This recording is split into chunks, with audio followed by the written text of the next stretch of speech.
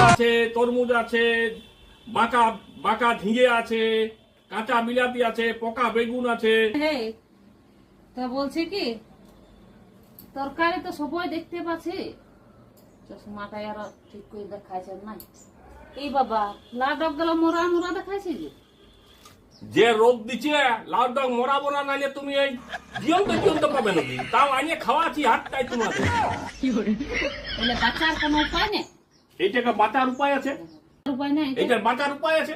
চুলহায় যাইয়ে একেবারে তুমি কড়াইয়ে জীবন্ত করে দিবে, একেবারে বেনাইব নই। এই ব্যাপার। যাই হোক, ওইটা নাইলে গেল। তাহলে তোমার ঝিঙ্গা গুলা যে বেকা বেকা, ঝিঙ্গাগুলো বেকা বেকা হয়েছে তার কারণ ভিটামিনের অভাবে। এটাকে তুমি যদি সোজা করতে চাও তাহলে 250 তেল তুমি আগে সোজা করে নিবে, তারপরে কড়াটাই দিবে। বাপলো 25 গ্রাম তেলে আমার তরকারি রান্না হবে আর 250 গ্রাম তেল দিয়ে আমি ঝিঙ্গা খাবো? দরকার নাই। তাহলে বেগুন লাই দেখি, বিলাতিটা দেখি কেমন আছে। বিলাতিলাটুকু ভালোই আছে, তো বিলাতিটা যে পাকাই যায়। কার্বাইড দিয়া আছে। যখন তুমি রান্না করবে লাস্টের সময় চাটনিটা করে না, সেই টাইমকে তোমার পাকিয়ে যাবে। পাকা পাকা টাটকা বিলাতি বলছে সেটাও নাই, তো তাইলে বাদাই থাক।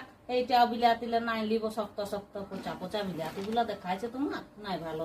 তাইলে আরে কানা বেগুন রাখিয়েছো, এগুলি আরো কে খায়? কানা বেগুনটার দাম জানো?